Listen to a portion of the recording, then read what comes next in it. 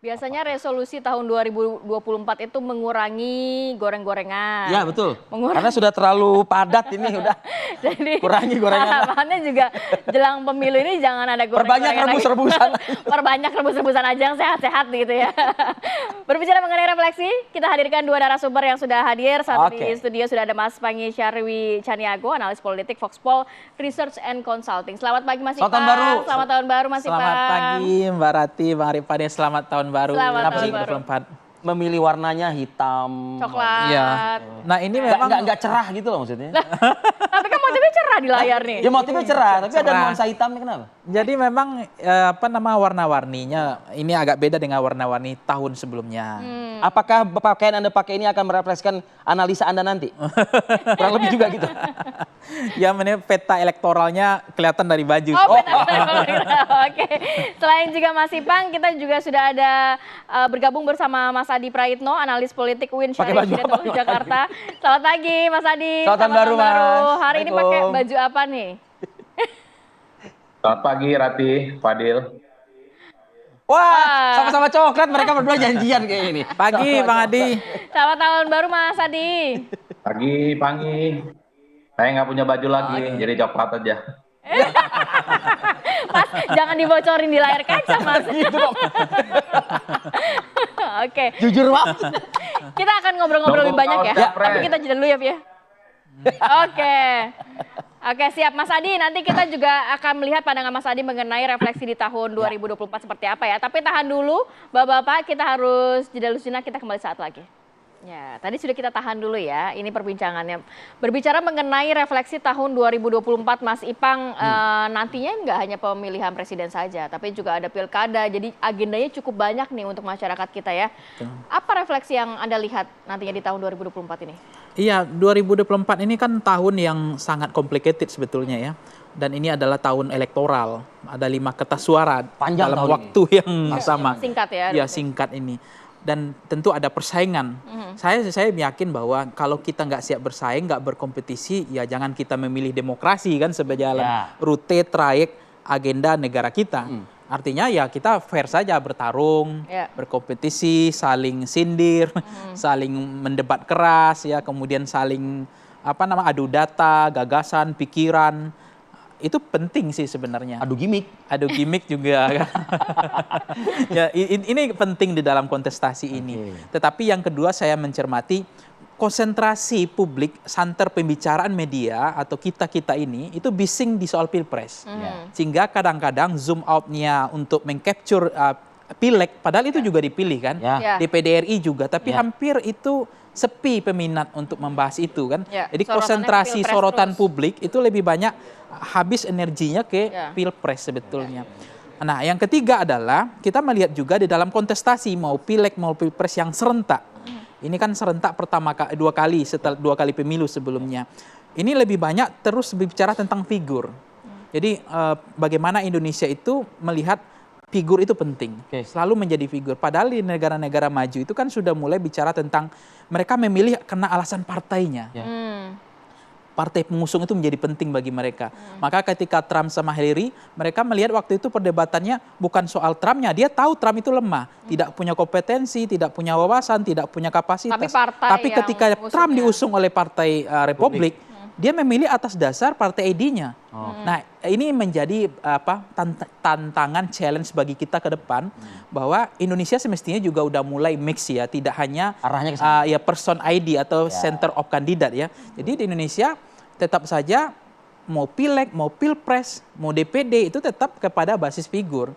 Sehingga visi misi, programatik dan bagaimana menyampaikan tentang sosialisasi partai tidak berjalan maksimal. Sehingga karena kelihatan tidak ada partai punya ideologi, historikalnya, programatiknya, kemudian kebijakan, kebijaksanaannya, rute trayek dalam bentuk kebijakan itu nggak kelihatan. Jadi habis energi kita hanya soal orang per orang, figur ke figur. Jadi seorang melihat misalnya Prabowo efek itu menjadi alasan mereka memilih ketimbang Gerindra efek.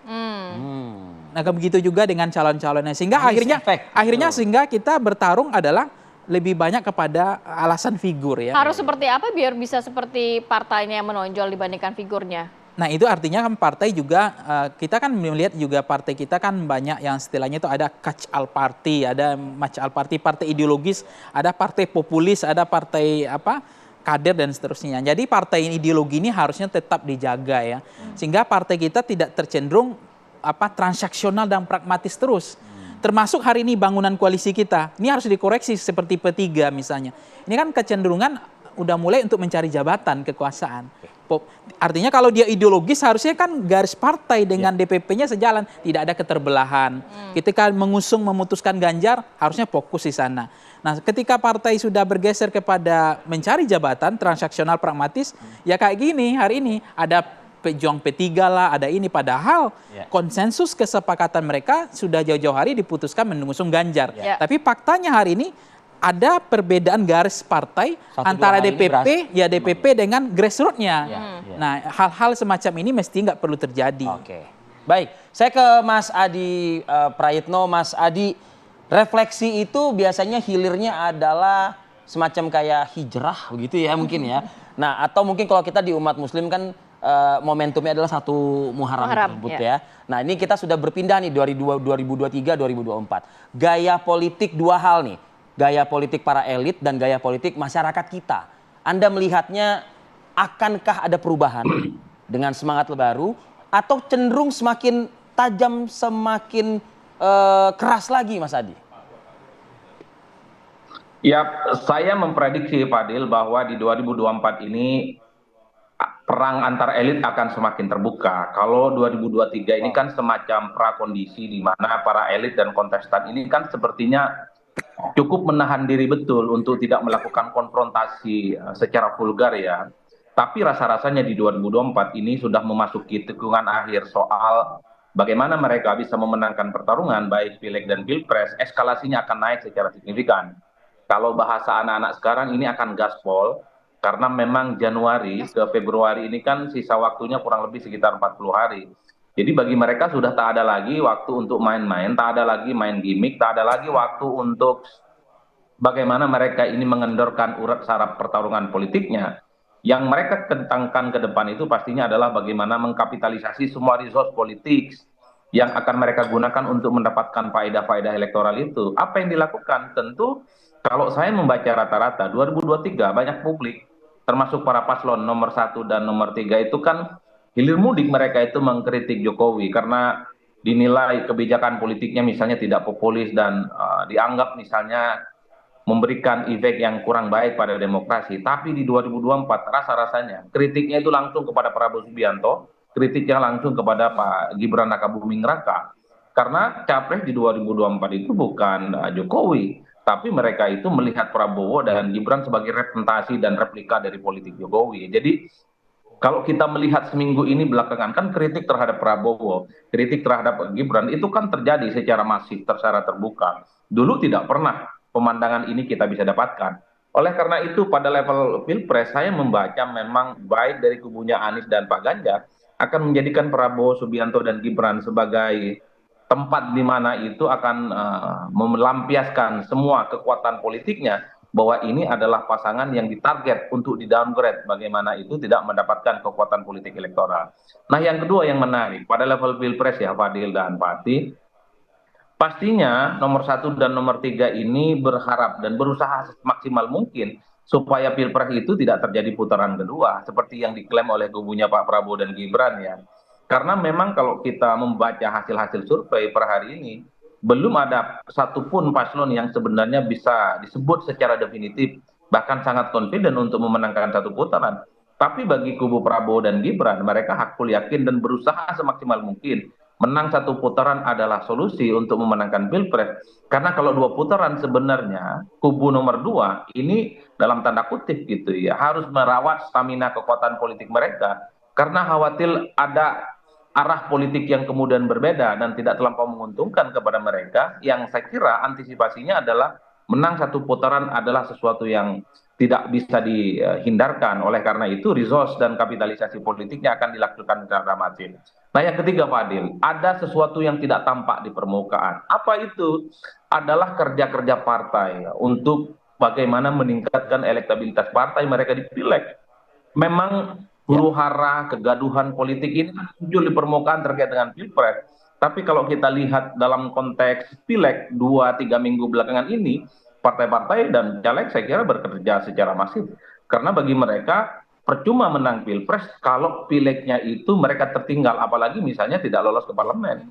Oleh karena itu, kalau kita melihat masifikasi dan gerakan politik di bawah, justru partai ini sebenarnya fokus pada pemenangan anggota dewan dan partai mereka secara signifikan. Bagi mereka khususnya yang tidak punya jagoan di Pilpres, ya, di luar PDIP, di luar Gerindra, di luar PKB dan di luar Nasdem, mereka tentu berpikir pasca 14 Februari, satu-satunya mereka yang pertaruhkan adalah suara mereka signifikan.